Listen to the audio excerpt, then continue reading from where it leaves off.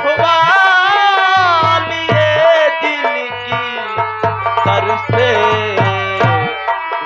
हरिला देवी माई आप दियल ना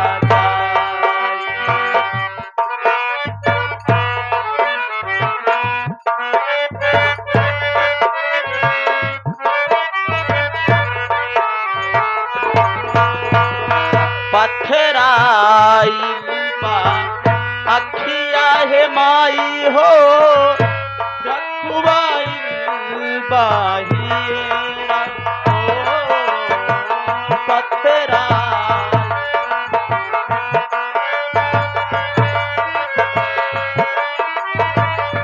हे माता रानी पथराइल बा अखिया हे माई हो रखवाइल बाहिरा तोहरे भरोसे बायब माई हो ई जिंदगी के दिएरा आशा में तोहरे बानी तोहरा के हम आपन मानी हरिला देवी माई दुख में अब जियल न जाए।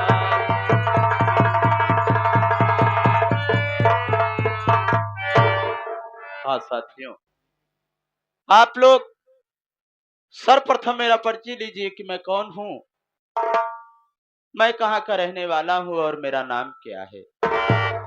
साथियों, मेरा नाम मोती है। मैं इसी धारा नगरी का रहने वाला हूँ। मेरे बाबूजी का नाम गोपी किसान था। मेरी माताजी का नाम सुशीला देवी था।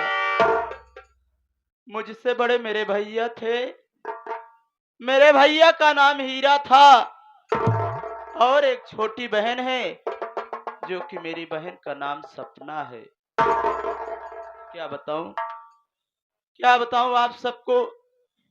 हम भाई बहन इतने अभागे हैं, इतने बदनसीब हैं कि जब हम भाई बहन छोटे छोटे से थे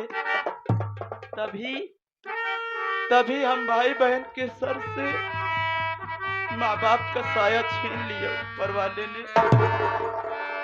हम भाई बहन बचपन में ही अनाथ हो गए, माँ बाप का प्यार न पाए। लेकिन साथियों, जब मेरी माँ और मेरे बाबूजी इस दुनिया में जिंदा थे तब मेरे बाबूजी इसी धारा नगरी के जमींदार ठाकुर बादल सिंह के यहाँ काम करते थे। गरीबी से लाचार होकर के मेरे बाबूजी ठाकुर साहब के यहाँ से कुछ पैसे कर्ज के तौर पर लाए। कर्ज लाने के बाद एकाएक मेरे बाबूजी बीमार पड़ गए और समय से ठाकुर साहब का पैसा नहीं वापस कर सके। ठीक दीपावली का त्योहार था साथियों। वो दिन मुझे याद आता है। ठीक दीपावली का त्योहार था और दीपावली के त्योहार के दिन मेरे घर में खाने को कुछ नहीं था। हम भाई बहन दरवाजे पर बैठ करके रो रहे थे। मेरी माँ सोची कि आज त्योहारा दिन हमारे बच्चे भूखे रहेंगे। मेरी माँ ने सोचा कि मैं जाऊं पड़ोस वालों के यहाँ से कुछ मांग करके लाऊं तो अपने बच्चों को खिला दूं। मेरी माँ तो चली गई मांगने के लिए, लेकिन उसी वक्त अचानक ठाकुर साहब मेरी झोपड़ी पर आ धमके और आते ही मेरे बाबूजी से बोले, अरे हे रे गोपिया, हमारा पैसा दे रे। मेरे बाबूजी ठाकुर साहब का पांव पकड़ के कहते कि ठाकुर साहब, अरे अभी तो मैं पाई का लाचार हूँ। आज हमारे बच्चे त्योहार के दिन भूखे हैं, भला मैं इस कठिन घड़ी में आपका पैसा कहां से दे पाऊंगा। इतना सुनते ही इतना सुनते ही अचानक ठाकुर साहब गुस्से में बिलबिला उठे और उन्होंने अपनी राइफल को लोड किया और मेरे बाबूजी को गोली।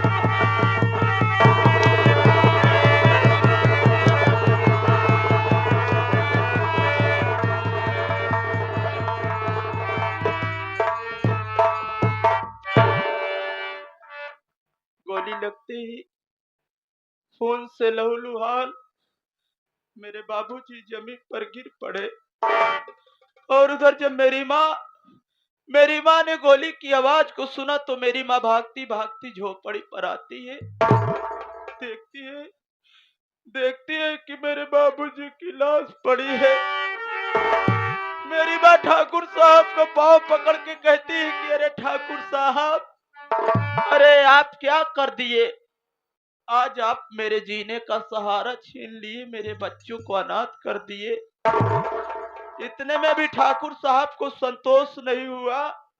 अरे उन्होंने अपने जेब से लाइटर को निकाल करके मेरी टूटी फूटी झोपड़ी पे हाथ लगा दिए और उसी जलती हुई आग में मेरी माँ को उठा करके फेंक दिए।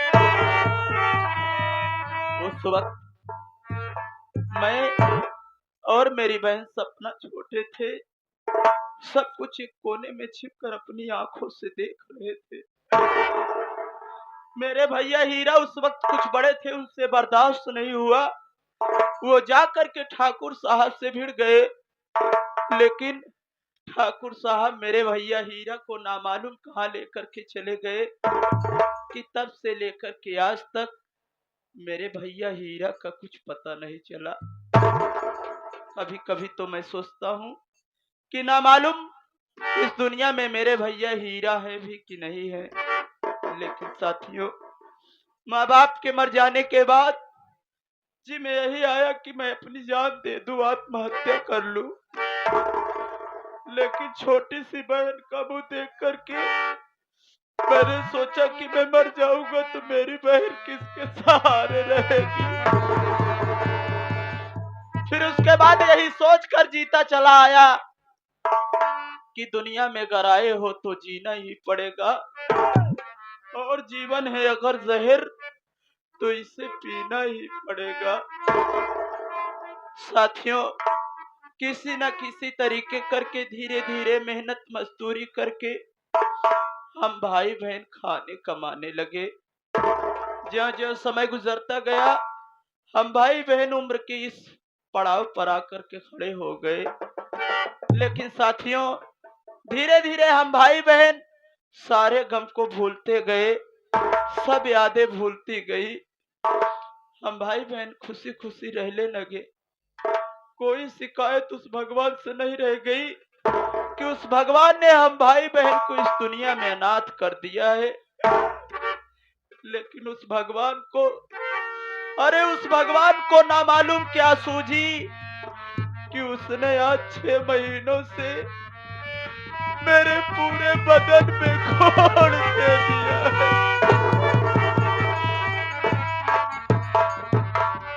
आज 6 महीनों से मैं इस कुष्ठ रोग से ग्रसित हूँ। साथियों, दूसरी तरफ मेरी बहन सपना सयानी हो चली है। मैं सोचता हूँ कि अपनी बहन की शादी कर दूं। जिस भी दरवाजे पर जहां भी अपनी बहन की शादी का रिश्ता लेकर के जाता हूँ, ये दहेज के लोभी संसार वाले मुझ जैसे अभागे से दहेज की मांग करते हैं। कोई 1 लाख मांगता है तो कोई 50,000 मांगता है। आप सभी सोचिए बाबू कि जो इंसान अपने हाथों से 1 गिलास पानी उठा करके नहीं पी सकता, वो भला इतनी बड़ी रकम देने के लिए कहां पाएगा। यही सब सोच करके रातों को नींद नहीं आती। मेरा एक दोस्त है जिसका नाम शिव बहादुर है। आज जब वो मेरे पास आएगा तो मैं उससे अपनी चिंता जरूर व्यक्त करूंगा।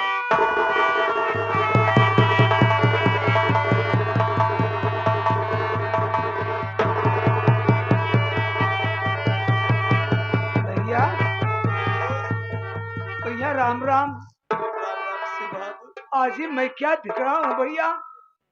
आपकी आंखों से आंसुओं की बरसात हो रही मेरे भाई। क्या बात है? क्या प्रीस अपने दोस्त शिव बहादुर से नहीं बताओगे मेरे भाई? क्यों नहीं बताऊंगा शिव बहादुर? अरे एक तू ही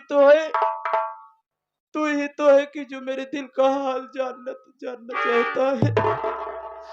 और फिर अपने दिल का हाल किससे बताऊं? तू तो मेरे बचपन का यार है ना। हाँ भैया।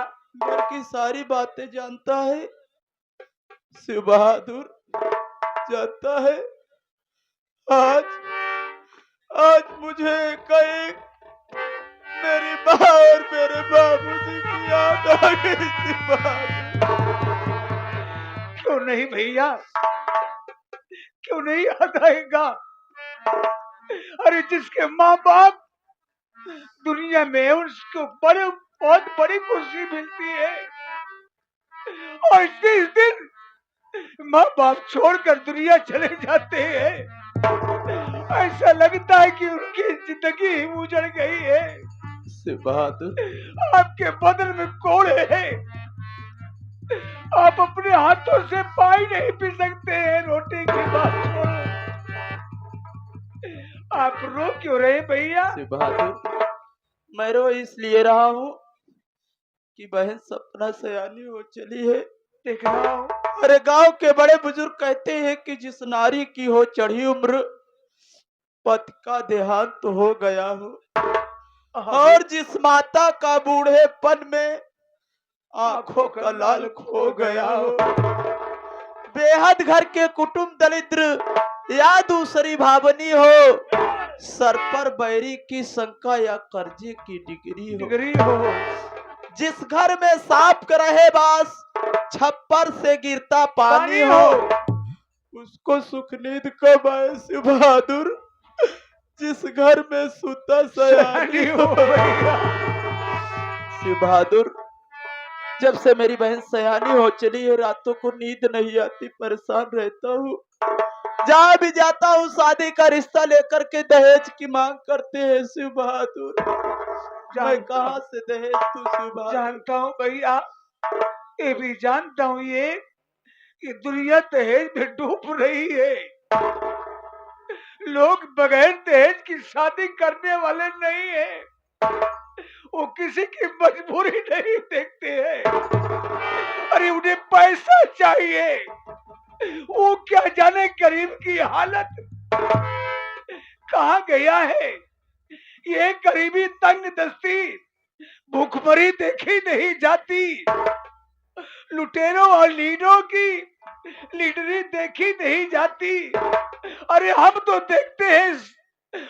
देखते हैं खुशियों से इनके राजमहलों को, लेकिन भैया उससे हमारी झोपड़ी देखी नहीं जाती। लेकिन भैया चिंता मत करो, ये दुनिया बहुत बड़ी है। इस दुनिया में ऐसे लोग भी हैं जो बगैर दहेज की शादी करने को तैयार हो जाते हैं। ठीक है शिव बहादुर, लेकिन शिव बहादुर बहन सपना दिखाई नहीं दे रही। क्या हुआ यार, रो क्यों रहा है तू? भैया अब मैं सपना के विषय में कुछ नहीं जानते हैं। कहाँ गई है वो? अरे जब आप सुनेंगे तो अपने आप को बर्दाश्त नहीं कर पाएंगे भैया। क्या हुआ शिव बहादुर? आपको पता नहीं भैया, अपनी बहन सपना आपकी हालात को देख करके वो बेचारी हर रोज जंगल में लकड़ी काटने जाती है, और वही लकड़ी बेच करके पैसे इकट्ठा कर रहे हैं भैया। शिव बहादुर, मेरी बहन भी बहुत भोली है शिव बहादुर। आज उसकी बदौलत कहते ये मोती जिंदा है, वरना मैं इस कोड़ से कब का मर गया होता। बहुत सेवा करती है हमारी। ऐसे शुभ बात मत करो भैया, बैठ जाओ आराम करो।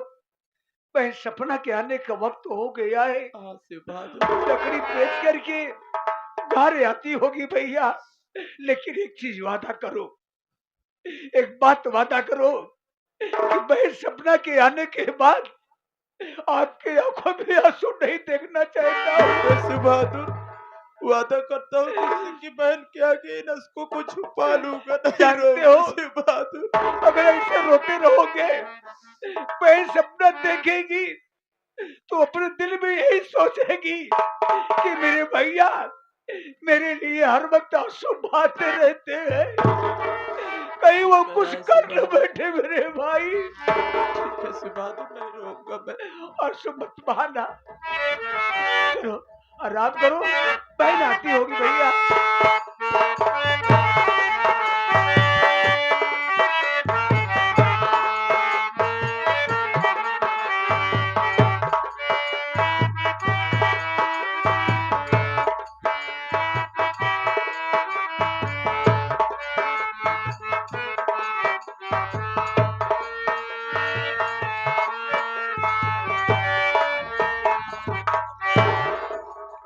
अरे हाय शेरा, ज्यादा नशा हो गया क्या बे? शराब को हम दोनों पियेंगे। हाँ, पहले हम पहला तो तुम पहली। अबे है पीना है बे। शेरा देख, हम लोग गरीबों की बस्ती में आ गए हैं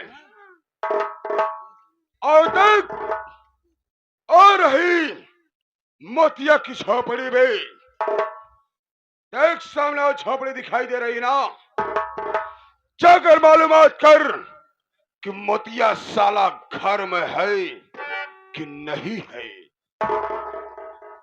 बाबू साहेब, तू यहीं ठहरा। अबे ठहरा क्या है बे? यानी रुके रहूं? मैं जा रहा हूँ वहाँ ए, गरीबों के बस्ती की तरफ। जाओ। अगर कुछ होगा तो आवाज मैं दूंगा। हाँ? ठीक है बेहिचक जाओ। मैं जा रहा हूँ, शराब हमारी उतर गई है। हाँ? जाओ आने के बाद और तुम्हें पिलाऊंगा, जाओ। जा रहा हूँ।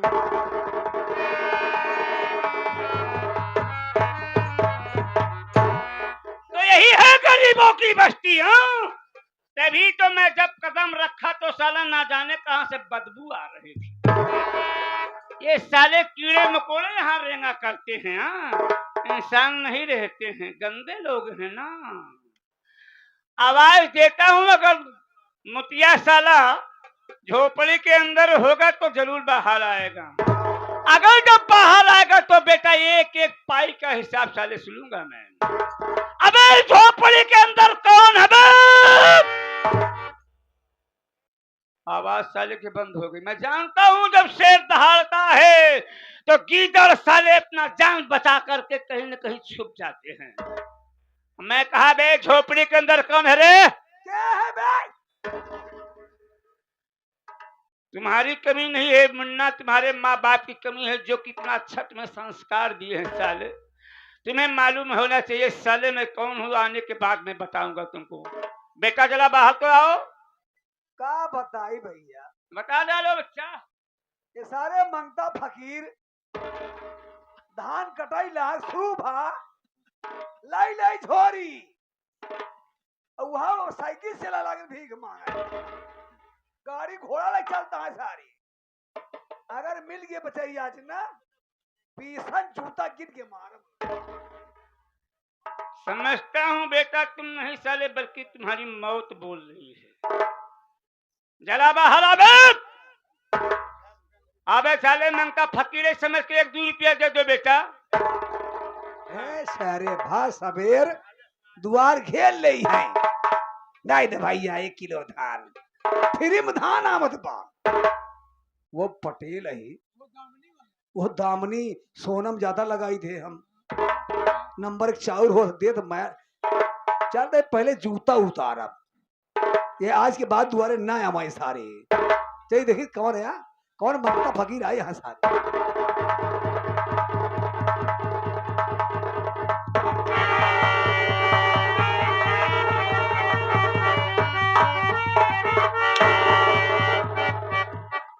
अबे साले सड़ी आलू खाने वाले इंसान, साले जिसमें कीड़े लगे रहते हैं भाटा साले तुम खाता है, फ्रेश माल को बेच देता है मार्केट में। हाँ?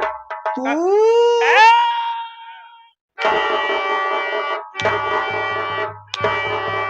निकालूंगा बेटा जूता तो साले 20 जूता मार के अंदर नाश्ता करूंगा बे। तू आ गया। फिर साला तू का नाम या कुत्ता समझ